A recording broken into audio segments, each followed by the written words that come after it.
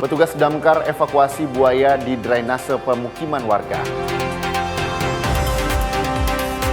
Harga cabai rawit tembus Rp120.000 per kilogram. Mensos kunjungi Sekolah Rakyat Menengah Pertama 21 Manado. Gubernur lantik 134 PNS administrasi dan pengawas.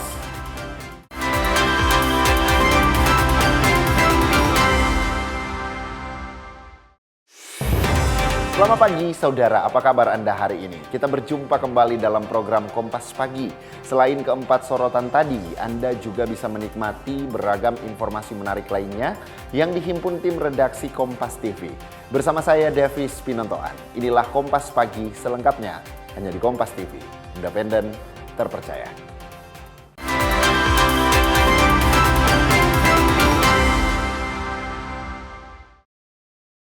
Kita ke info yang pertama, saudara. Satu bangunan rumah yang berdiri di atas saluran air di Kelurahan Tuminting, lingkungan 1 Kota Manado, terpaksa dibongkar oleh pemerintah Kota Manado.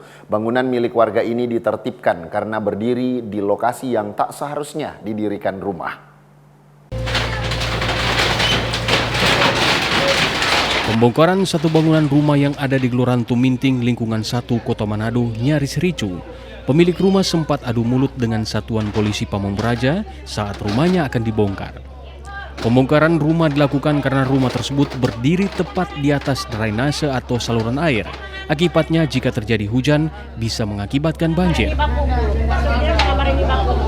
Pemilik rumah Mustafa Habibi bilang dirinya dan keluarga telah menempati rumah tersebut sudah hampir 50 tahun. Dirinya meminta agar pemerintah Kota Manado bisa memberikan ganti rugi akibat pembongkaran yang dilakukan.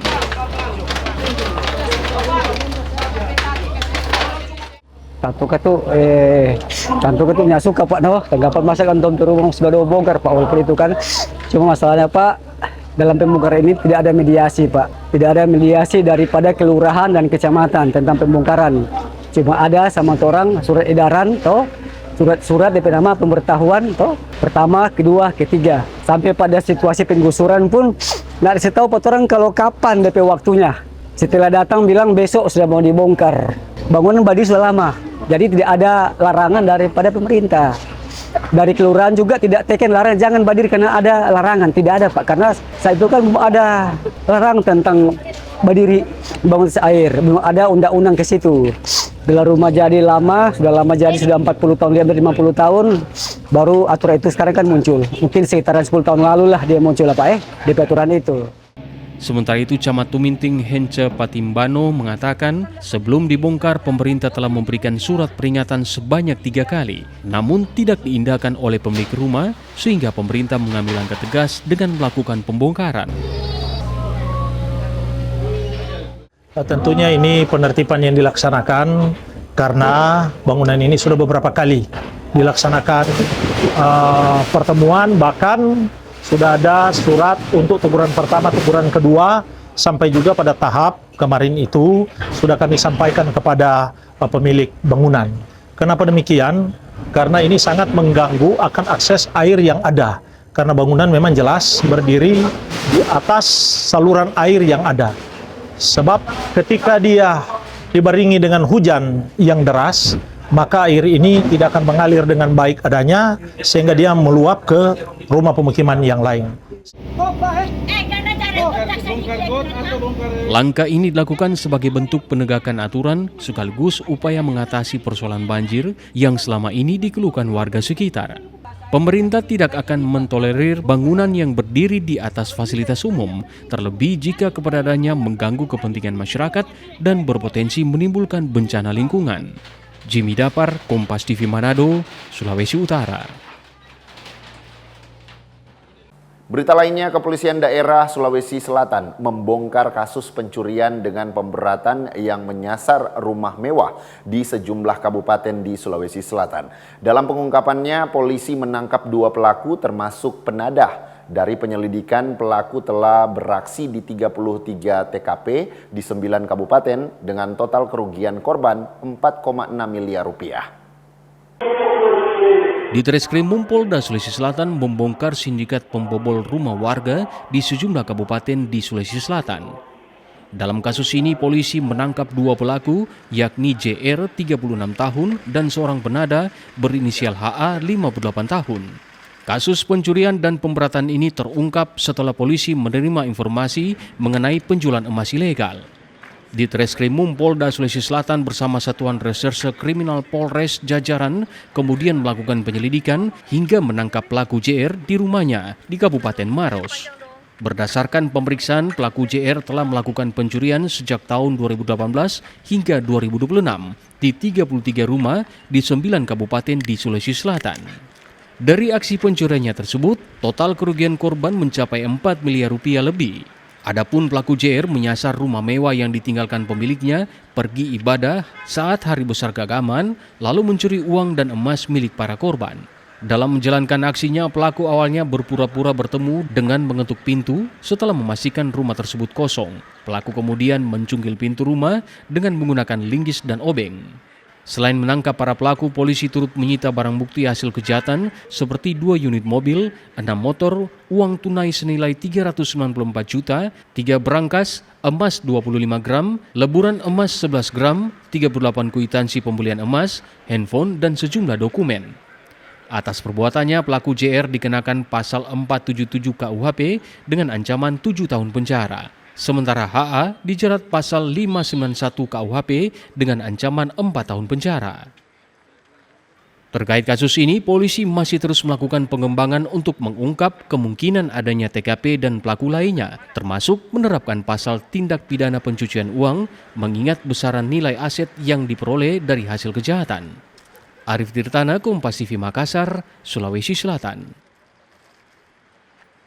Info berikutnya, petugas Dinas Pemadam Kebakaran dan Penyelamatan Kota Kendari mengevakuasi seekor buaya muara sepanjang kurang lebih 3 meter pada Kamis pagi 11 Juni 2026. Buaya itu dievakuasi saat berada di drainase di pemukiman warga di Kelurahan Lalolara, Kecamatan Kambu, Kota Kendari. Tim rescue Dinas Pemadam Kebakaran dan Penyelamatan Kota Kendari mengevakuasi seekor buaya muara yang berada di pemukiman warga di Kelurahan Lalolara, Kecamatan Kambu, Kota Kendari pada Kamis pagi 11 Juni 2026. Buaya dengan panjang kurang lebih 3 meter itu dievakuasi dari dalam drainase.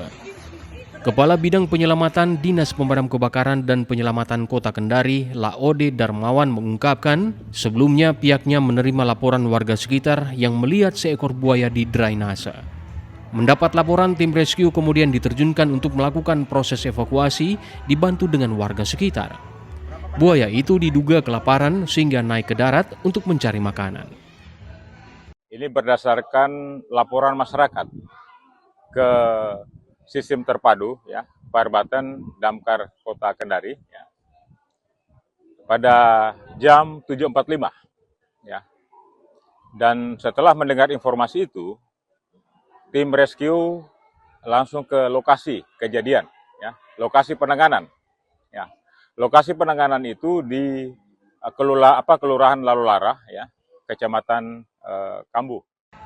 Usai dievakuasi, buaya lalu dibawa ke penangkaran sementara di Dinas Pemadam Kebakaran dan Penyelamatan Kendari sebelum diserahkan ke Balai Pengelola Sumber Daya Pesisir dan Laut, Dirjen Pengelolaan Ruang Laut, Kementerian Kelautan dan Perikanan, untuk kemudian dilepas liarkan ke habitatnya.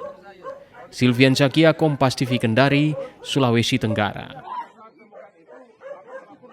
Saudara, aksi protes kenaikan harga BBM Pertamax oleh puluhan mahasiswa di Kota Kendari nyaris ricuh Rabu malam 10 Juni 2026. Polisi yang mencoba memadamkan api dari ban bekas terlibat adu mulut dan saling dorong dengan mahasiswa.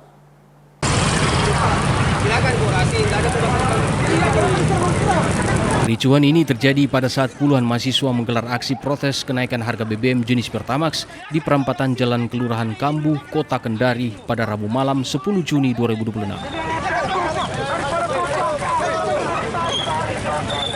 Karena dianggap mengganggu ketertiban, polisi yang mencoba memadamkan api dari ban bekas yang dibakar terlibat adu mulut serta saling dorong dengan mahasiswa.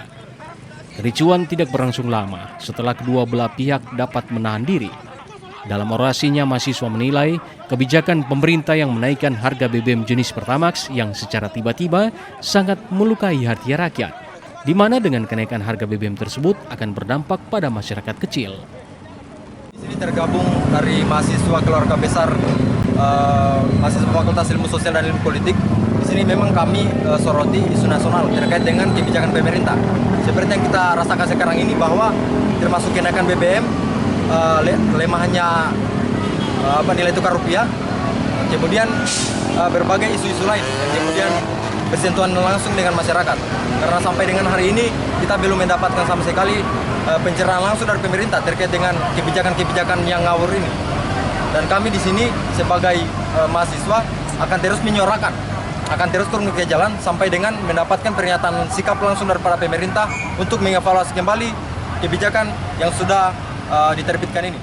Mahasiswa mengancam akan terus berunjuk rasa dengan massa yang lebih besar apabila pemerintah tidak segera mengkaji ulang kenaikan harga BBM Pertamax. Silvian Sakia, Kompas TV Kendari, Sulawesi Tenggara.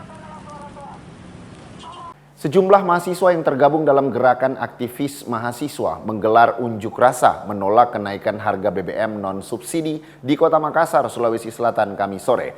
Mahasiswa menilai kenaikan BBM jenis Pertamax sekitar 32% ini beresiko menekan daya beli masyarakat kelas menengah ke bawah. Unjuk rasa menolak kenaikan harga BBM non-subsidi jenis Pertamax juga disuarakan mahasiswa di Kota Makassar, Sulawesi Selatan Kamis sore. Dengan membakar ban bekas dan menahan mobil truk untuk dijadikan mimbar orasi di Jalan Andi Pangeran Petarani Makassar. Sejumlah mahasiswa yang tergabung dalam gerakan aktivis mahasiswa menolak kenaikan harga BBM non-subsidi jenis Pertamax dari Rp12.600 per liter menjadi Rp16.650 per liter. Menurut mahasiswa, kenaikan harga BBM non-subsidi sebesar 32% tersebut berisiko menekan daya beli masyarakat kelas menengah ke bawah. Mahasiswa pun meminta agar pemerintah dapat melakukan penyesuaian kembali harga BBM non-subsidi agar tidak menimbulkan polemik yang lebih luas. Selain menolak kenaikan harga BBM non-subsidi, dalam tuntutannya mahasiswa juga mendesak pemerintah untuk segera menstabilkan nilai tukar rupiah serta mencabut Undang-Undang Polri. Arif Tirtana, Kompas TV Makassar, Sulawesi Selatan. Saudara, kami akan segera kembali usai jeda dengan informasi stok minyak kita di Pasar Sentral Gorontalo kosong. Tetaplah bersama kami.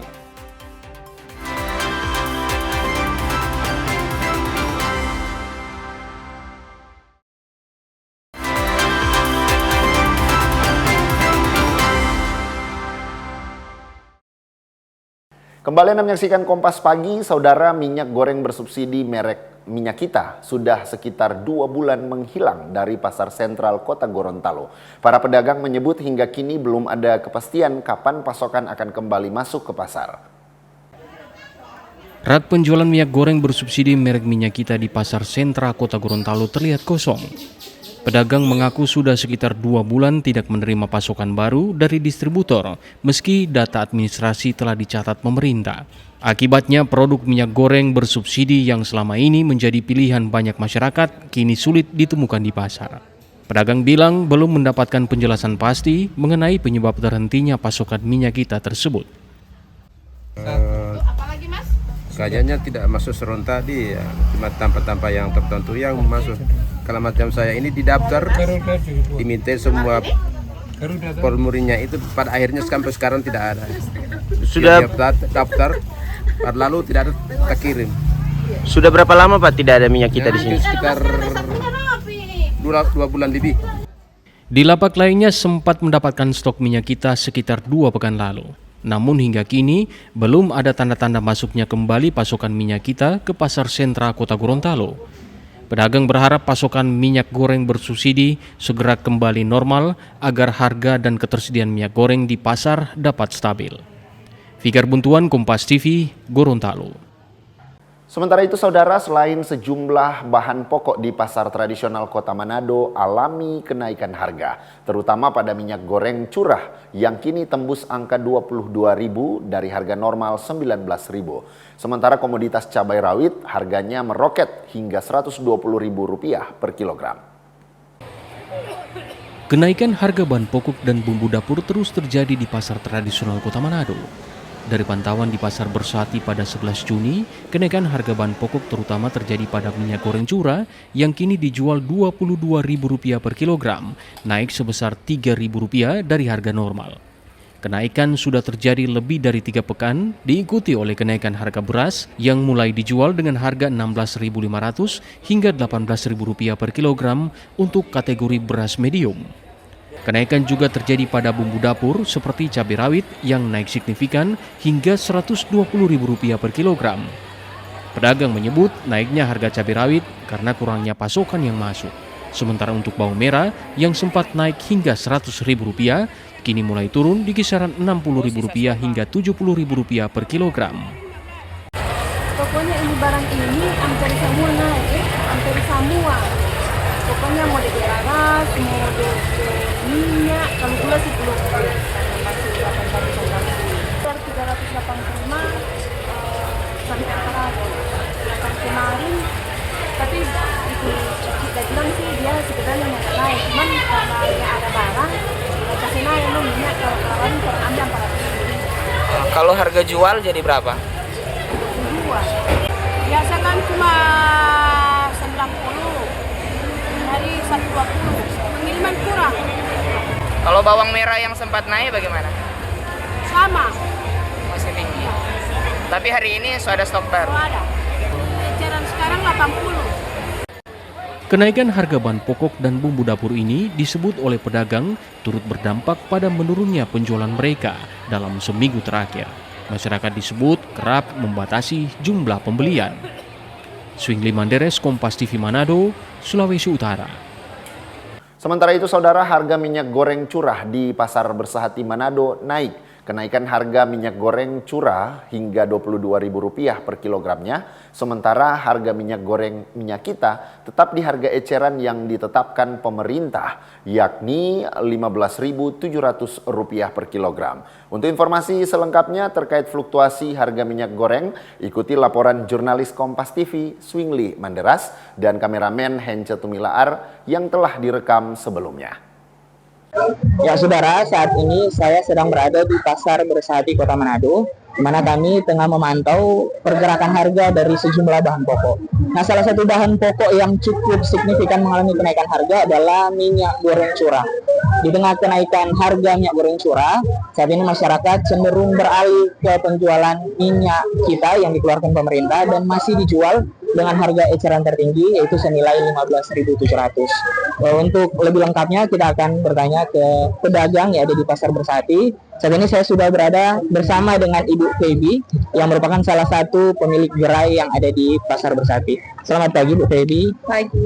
Bu, izin kami bertanya, untuk ketersediaan stok minyak kita seperti apa? Stok minyak kita ada. Untuk ketersediaannya bagaimana Bu? Apakah rutin dipasok dan berapa sih sekali pasok? Kalau sekali pasok itu dia 25 sampai 30 karton. Itu masuknya seminggu sekali. Bu, kalau terkait dengan stok yang rutin, apakah masyarakat juga beralih menggunakan minyak kita di tengah tingginya harga minyak goreng curah? Iya, masyarakat lebih memilih minyak kita daripada minyak curah. Alasannya apa? Karena minyak curah lebih mahal dari minyak kita. Untuk sementara harga minyak goreng curah dijual berapa? Untuk sementara 22.000 1 kilo. Sekali masuk 25, biasanya habis dalam berapa lama untuk minyak goreng? Itu kita kasih batas, 1 orang 2 liter. Itu bisa habis dalam? Bisa habis dalam 1 minggu. Ya, saudara, di tengah kenaikan harga minyak goreng curah, masyarakat kemudian beralih menggunakan minyak kita yang masih dengan harga Rp15.700. Namun kendati demikian, peningkatan harga bahan pokok bukan hanya terjadi pada minyak goreng curah. Kami mencatat kenaikan bahan pokok juga terjadi pada harga beras kategori medium hingga premium, di mana harga beras yang awalnya dijual dengan harga normal Rp15.000, sekarang mulai dijual dengan harga Rp16.500 hingga Rp18.000. Sementara itu, para pedagang juga mengeluhkan tingginya harga plastik yang cukup membebani operasional penjualan mereka di pasar. Swingli Manderes, Hence Tumilaar, Kompas TV Manado. Saudara, harga bawang merah di Kota Manado masih tinggi. Minimnya pasokan dari sejumlah daerah pemasok seperti Nrekang dan Makassar disebut jadi pemicu kenaikan harga dalam sepekan terakhir. Harga bawang merah di pasar tradisional Kota Manado yang sempat naik hingga Rp100.000 per kilogram, kini perlahan mulai turun mendekati harga normal. Dari pantauan di Pasar Bersati Kota Manado, Rabu 10 Juni 2026, harga bawang merah kini dijual mulai dari Rp60.000 hingga Rp70.000 per kilogram. Dalam beberapa hari terakhir, pedagang mengaku mengalami kesulitan mendapatkan bawang merah akibat minimnya stok yang tersedia. Hari ini ada yang bawang biasa dia 90, itu bawang yang biasa. Kalau itu yang udah bilang Nagelang itu 70.000. Nah, kalau untuk stok sekarang ini kurang. Tapi sekarang mulai berdatangan itu cuma di sebentar. Kurangnya stok yang tersedia di pasar diketahui akibat belum adanya penambahan pasokan bawang merah dari daerah pemasok seperti Makassar dan Nrekang. Kendati demikian, Dinas Perindustrian dan Perdagangan Provinsi Sulawesi Utara memastikan pada Kamis 11 Juni 2026 akan adanya penambahan pasokan bawang merah yang diperkirakan lebih dari 10 ton guna memenuhi kebutuhan masyarakat. Minggu ini ada stok yang akan masuk. Hari Kamis mungkin. Hari Kamis. Tadi ada baru cuma satu truk aja baru 9-10 ton itu. Baru hari ini cuma itu. Hari Kamis masuk banyak. Diperkirakan berapa banyak? Perkiraan berapa ton belum ada info, tapi lumayan banyak. Lebih dari 10 ton. Biasa begitu. Sementara itu, harga bumbu dapur lainnya terpantau masih stabil, termasuk harga tomat yang sempat meroket hingga Rp80.000 per kilogram, kini telah dijual senilai Rp10.000 hingga Rp12.000 per kilogram. Swingli Manderes, Kompas TV Manado, Sulawesi Utara. Saudara, kami akan segera kembali usai jeda dengan informasi Mendikti Sains dan Teknologi resmikan Fakultas Kedokteran Unima. Tetaplah bersama kami.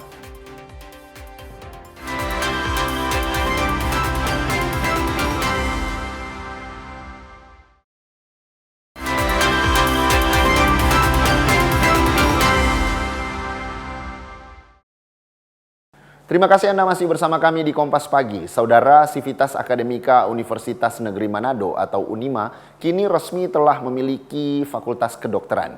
Fakultas tersebut diresmikan langsung oleh Menteri Pendidikan Tinggi, Sains dan Teknologi Republik Indonesia, Brian Yuliarto pada Kamis siang.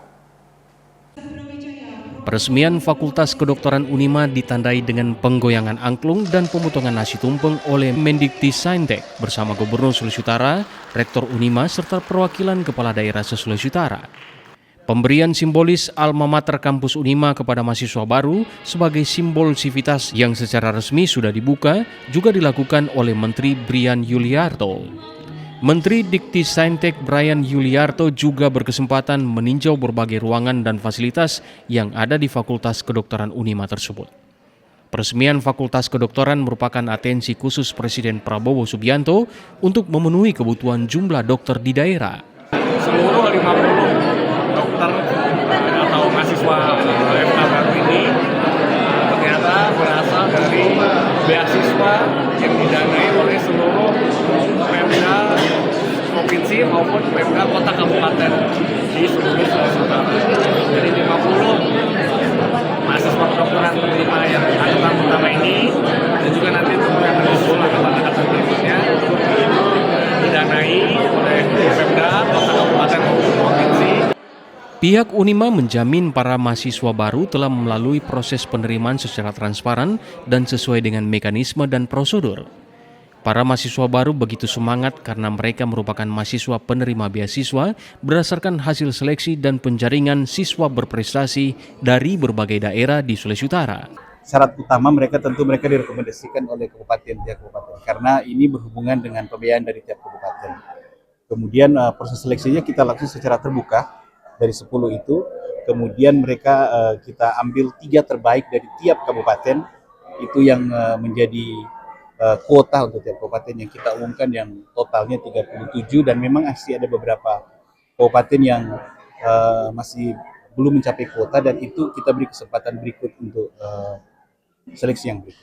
Jadi sangat amat bersyukur kepada Tuhan atas kesempatan yang sangat berharga yang diberikan dan tentunya sangat semangat Kak pidato-pidato yang telah disampaikan Pak Menteri, Pak Rektor, dan Pak Gubernur itu membangkitkan semangat saya sebagai calon dokter, di mana saya siap untuk mengabdikan diri saya sepenuhnya kepada daerah asal. Jadi memang betul kami itu mendapatkan beasiswa 100% dari pemerintah kabupaten kota masing-masing.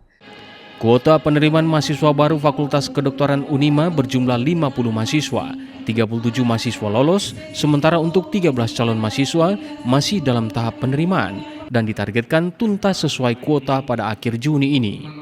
Hadirnya Fakultas Kedokteran Unima diharapkan dapat menjawab tantangan kebutuhan dan pemerataan tenaga medis dan diproyeksikan mampu mengabdi hingga ke pelosok desa dan pulau terluar. Tim Liputan Kompas TV Minahasa, Sulawesi Utara. Berita lainnya, Saudara Menteri Sosial Republik Indonesia Saifullah Yusuf mengunjungi Sekolah Rakyat Menengah Pertama 21 Manado Kamis pagi. Kunjungan tersebut dilakukan untuk melihat secara langsung perkembangan peserta didik yang mengikuti program Sekolah Rakyat. Setibanya di Sekolah Rakyat Menengah Pertama atau SRMP 21 Manado, Menteri Sosial disambut antusias oleh para siswa, guru, serta jajaran pemerintah daerah. Dalam kesempatan tersebut, para siswa menampilkan beragam bakat dan keterampilan yang telah mereka kembangkan selama mengikuti pembelajaran di sekolah. Penampilan tersebut meliputi baris berbaris, tarian kabasaran, atraksi wusu, hingga paduan suara. Tidak hanya menampilkan kemampuan siswa, guru di SRMP 21 Manado juga melakukan simulasi kegiatan belajar mengajar di hadapan Menteri Sosial, orang tua, dan calon peserta didik. Menteri Sosial Republik Indonesia Saifullah Yusuf mengungkapkan kegiatan Open House SRMP 21 Manado ini menjadi sarana bagi calon siswa, orang tua, pemerintah daerah, dan masyarakat untuk melihat secara langsung proses pembelajaran dan perkembangan peserta didik yang telah mengikuti program pendidikan sejak Juli tahun lalu. Kita open house ya, Sekolah Rakyat Open House membuka kesempatan kepada calon siswa dan orang tuanya beserta tokoh-tokoh masyarakat, pemerintah daerah ya untuk melihat perkembangan pembelajaran di Sekolah Rakyat yang telah dimulai sejak Juli tahun lalu.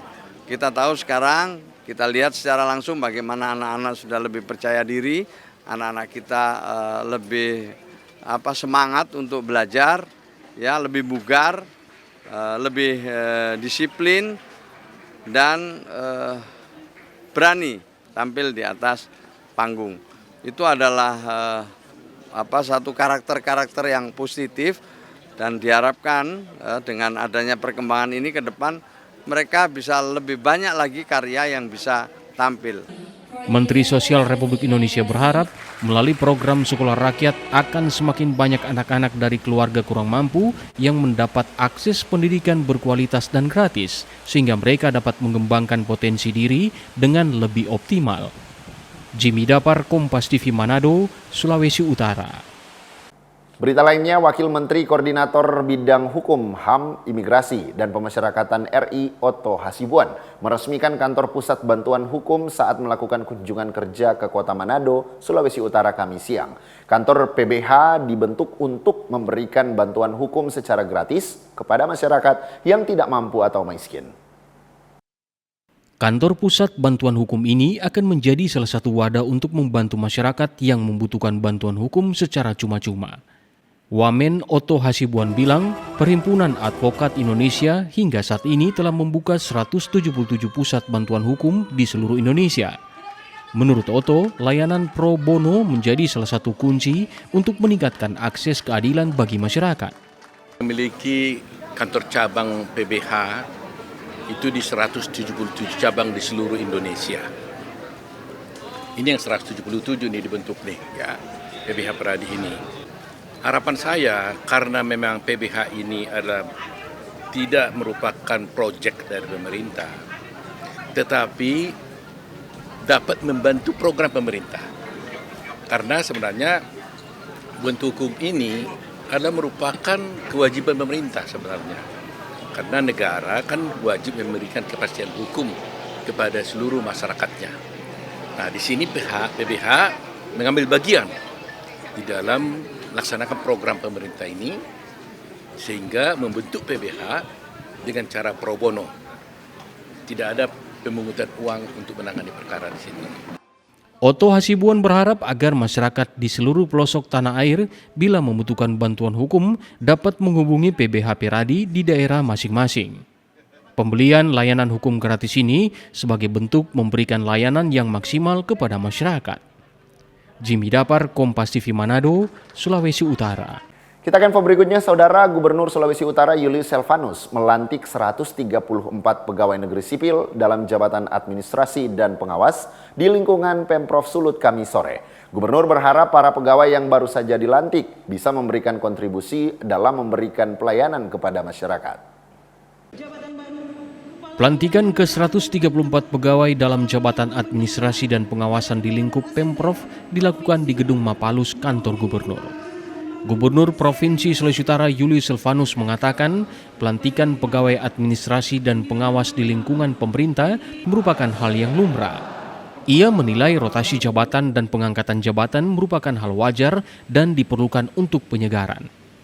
Kendati demikian, ia berharap 134 pegawai yang baru saja dilantik mampu memberikan kontribusi nyata dalam pelayanan kepada masyarakat, sehingga persoalan yang dialami masyarakat bisa teratasi. Ada 6 jabatan PNSU. Siap tak kalian menggantikan itu? Buat yang baik, buat yang bagus. Ya. Buat yang bagus. Saya digerakkan oleh Tuhan di dalam. Saya nggak kenal kamu semua. Saya kenal Olive, mana Olive. Kamu paling cantik dulu di sini. Pada kesempatan itu, Julius juga menekankan pentingnya pemahaman terhadap persoalan yang sedang dihadapi. Ia meminta agar seluruh ASN dapat bekerja dengan serius. Ia bilang keseriusan tersebut nantinya akan memberikan peningkatan karir yang lebih baik bagi para pegawai. Swingli Manderes, Kompas TV Manado, Sulawesi Utara. Info lainnya, Saudara, dalam semarak jelang hari ulang tahun Kodam 13 yang ke-68, Kodam 13 Merdeka menggelar berbagai lomba kesegaran jasmani bagi para prajurit. Beberapa lomba yang digelar diantaranya lomba lari dan lomba renang militer. Pangdam 13 Merdeka Majen TNI Mirsa Agus meninjau pelaksanaan lomba kesegaran jasmani yang digelar di markas Kodam 13 Merdeka Selasa pagi. Lomba kesegaran jasmani yang digelar kali ini berupa lomba lari dan pencaksilat militer. Lomba ini diikuti prajurit TNI dari perwakilan satuan yang ada di Kodam 13 Merdeka, meliputi Provinsi Sulawesi Utara dan Gorontalo. Saat memberikan sambutan kepada prajurit yang mengikuti lomba, Pangdam 13 Merdeka bilang, penyelenggaraan lomba ini tidak sekedar untuk mencari pemenang, melainkan sebagai sarana pembinaan personil guna meningkatkan kemampuan dan kesiapan fisik prajurit. Penekanan saya yang pertama, pengambilan nilai pagi ini sebagai gambaran kesiapan satuan-satuan yang kalian tempati itu untuk tugas ke depan.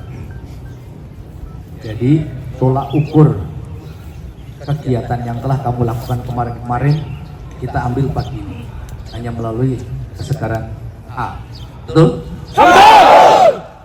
Termasuk kesiapan dari pencak untuk latihan-latihan menghadapi tes sabu hitam ke depan. Kalian merupakan kebanggaan kita karena mewakili Kodam untuk mencapai sabu hitam duluan daripada rekan-rekan kalian. Rangkaian lomba lainnya yang turut digelar yakni lomba renang militer yang dipusatkan di kolam Tirta Wiratama, Kompleks Markas Yonif Rider 712 Wiratama di Tateli, Kabupaten Minasa, Rabu pagi. Di lokasi ini 4 satuan mengirimkan personel sebanyak 20 orang dan akan saling berkompetisi yang menguji kecepatan, kekompakan dan kelengkapan perangkat maupun peralatan personil. Menariknya, para komandan batalion pun diwajibkan menjadi peserta dalam lomba renang militer kali ini. Di kolam renang Tirta Wiratama ini, 4 batalion mengirimkan perwakilan, yakni Batalion Yonif 712 Wiratama, Yonif Teritorial Pembangunan 916 Barasakti, Yonsipur 19 Yuda Karya Nyata, dan Kompi Kavaleri Panzer Manguni Setia Cakti. Selain digelar di Sulawesi Utara, lomba renang ini juga digelar di Provinsi Gorontalo, tepatnya di kolam renang Pentadio, Kabupaten Gorontalo di hari yang sama. Yana Mekesingal, Kompas TV Manado, Sulawesi Utara. Kami segera kembali dengan informasi dari sejumlah daerah di Indonesia Timur. Di antaranya, Papua Barat Daya mulai persiapan perlindungan karbon. Jangan kemana-mana, tetaplah bersama kami di Kompas Pagi.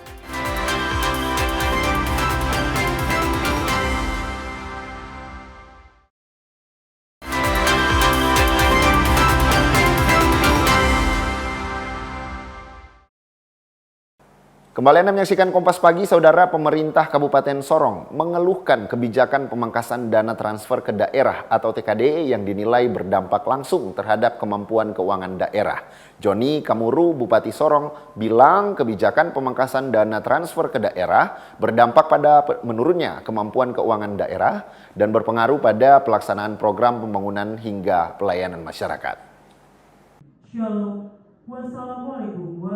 Keluhan tersebut disampaikan Joni Kamuru, Bupati Sorong, saat melantik dan mengambil sumpah jabatan sejumlah pejabat pimpinan tinggi pertama di lingkungan pemerintah Kabupaten Sorong yang berlangsung di pendopo kediaman Bupati Sorong, Rabu 10 Juni 2026. Joni Kamuru menegaskan bahwa kondisi yang terjadi saat ini bukanlah bentuk efisiensi anggaran, melainkan pemangkasan anggaran yang berdampak luas terhadap daerah.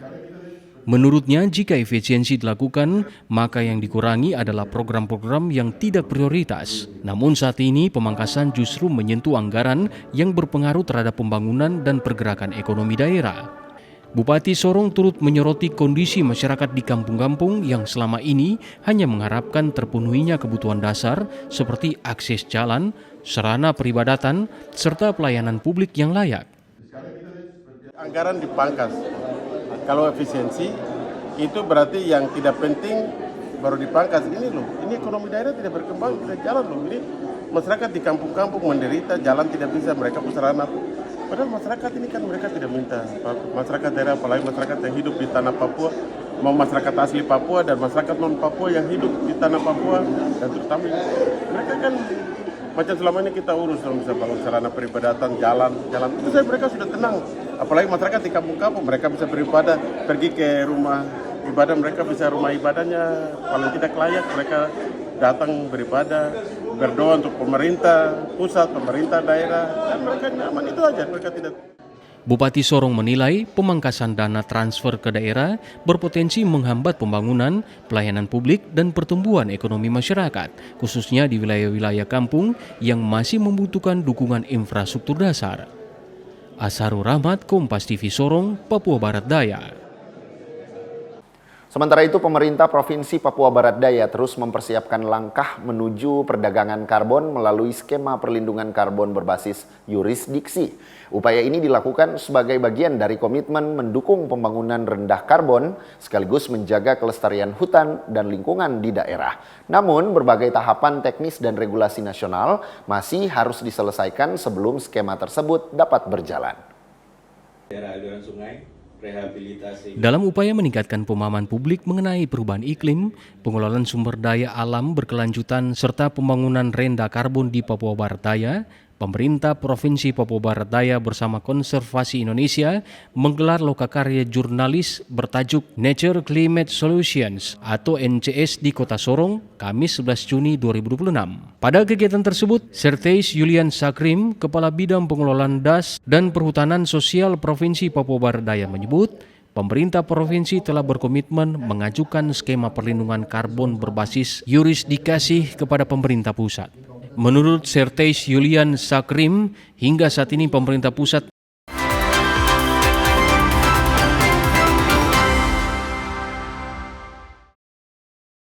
Piala Dunia semakin dekat, Presiden FIFA Gianni Infantino meresmikan lapangan mini FIFA Arena di Central Park, New York.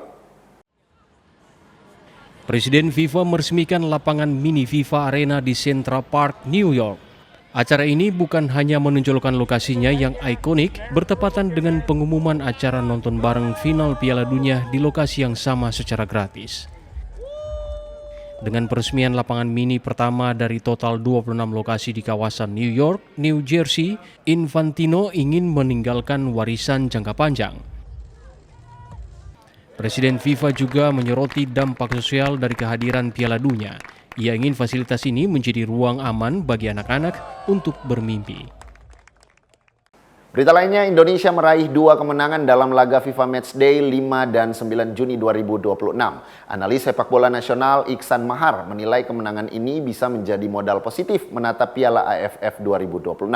Optimisme itu hadir berkat strategi adaptif yang ditampilkan skuad Garuda. Timnas Indonesia menunjukkan kemajuan dari segi permainan di bawah asuhan John Herman. 2 kemenangan beruntun atas Oman dan Mozambik pada FIFA Matchday Juni 2026 menjadi bukti skuad Garuda telah bertumbuh di sejumlah aspek. Analis sepak bola Iksan Mahar menyatakan hasil ini menjadi buah dari ketelitian Herman dalam meramu strategi untuk bisa menyesuaikan dengan karakter lawan. Pencapaian ini juga menjadi modal positif bagi Rizky Ridho dan kawan-kawan yang tak lama lagi akan berkompetisi di Piala AFF 2026 agar bisa memutus kutukan runner-up di turnamen 2 tahunan itu. Main lawan Oman, main lawan Mozambik, tidak hanya kita bisa cetak gol cepat, tapi juga kita bisa clean sheet di kedua babak dan itu sangat positif, apalagi kemarin kan sempat ada juga perubahan back gitu kan. Ini hal yang sangat positif, terlepas lagi tentu masih ada beberapa hal yang masih perlu kita perbaiki, misalnya contoh final pass di depan, kemarin melawan Mozambik beberapa kali peluang, begitupun melawan Oman ada beberapa kesempatan ketika misalkan Beckham dan Ragnar agak kurang klinis di depan, dan kemarin juga ada 2 peluang misalnya dari set piece melawan Mozambik, salah satunya Elkan. Memang masih ada hal yang perlu kita benahi, tapi menurut saya ini hal yang positif. Indonesia masih memiliki pekerjaan rumah di sepertiga akhir lapangan. Ole Romeni dan kawan-kawan masih kurang klinis dan beberapa kali membuang peluang yang seharusnya bisa menjadi gol. Saudara, FIFA akhirnya melonggarkan aturan terkait larangan membawa botol minuman ke dalam stadion selama Piala Dunia 2026 setelah menuai kritikan. Sebelumnya FIFA melarang penonton untuk membawa botol minuman ke dalam stadion. Setelah mendapatkan kritikan dari berbagai pihak, FIFA akhirnya mengizinkan seluruh penonton membawa 1 botol minuman berbahan plastik lunak berukuran 590 ml yang masih disegel pabrik saat memasuki stadion di Amerika Serikat dan Kanada. Tetapi FIFA tetap mempertahankan larangan terhadap botol isi ulang berbahan keras. Federasi Sepak Bola Dunia itu beralasan keputusan ini diambil demi menjaga keamanan di dalam stadion. FIFA khawatir botol berbahan keras berpotensi digunakan sebagai benda yang dilempar ke arah pemain, supporter lawan, dan petugas keamanan. I'd like to provide some clarity on the hydration policy at our World Cup stadiums in Canada and the US. 1 soft, plastic, disposable, factory-sealed water bottle up to 20 ounces will be permitted per spectator. What is not allowed are hard-sided, reusable water containers which could pose a safety and security risk. But each spectator can bring with them 1 20-ounce factory-sealed plastic disposable bottle of water to the stadium. We are thrilled to kick off the FIFA World Cup next week and look forward to an exciting tournament for everyone. This is allowed, this is not allowed. Berita lainnya, mantan penyerang Liverpool Divock Origi secara resmi pensiun dari sepak bola profesional. Origi putuskan gantung sepatu di usia yang relatif muda. Arena lapangan hijau akan kehilangan salah satu pesepak bola ikonik dalam sejarah kebangkitan Liverpool. Mantan penyerang si merah Divock Origi resmi akan meninggalkan dunia sepak bola profesional di usia 31 tahun. Pengumuman tersebut disampaikan langsung oleh Origi melalui akun media sosial pribadinya dengan menyematkan tulisan emosional berjudul The Player Tribute. Dalam pernyataannya, ia menegaskan seluruh dahaga, ambisi, dan mimpi di lapangan hijau sudah terpenuhi. Talenta asal Belgia memutuskan gantung sepatu saat berstatus tanpa klub sejak Desember 2025. Sebelumnya, Origi sudah sepakat mengakhiri kontraknya lebih awal dengan klub Italia AC Milan. Masa keemasan Origi terukir indah saat berseragam The Reds. Pria bertinggi 189 cm merupakan bagian dari sejarah kebangkitan Liverpool beberapa tahun lalu dengan pencapaian paling monumental saat mengantar Liverpool menjadi penguasa Eropa edisi 2018-2019. Origi adalah aktor utama comeback 4-0 melawan Barcelona di leg kedua semifinal Liga Champions dengan melesakkan 2 golnya. Sentuhan emasnya kembali hadir di partai final. Origi turut menyumbang 1 gol ke gawang Spurs untuk antar skuad burung Liver merengkuh trofi si kuping besar. Informasi tadi menutup perjumpaan kita dalam program Kompas Pagi. Saya, Davis Pinontoan, bersama kru yang bertugas mengucapkan terima kasih atas kebersamaan Anda. Tetap saksikan rangkaian program berita di Kompas TV. Independen, terpercaya.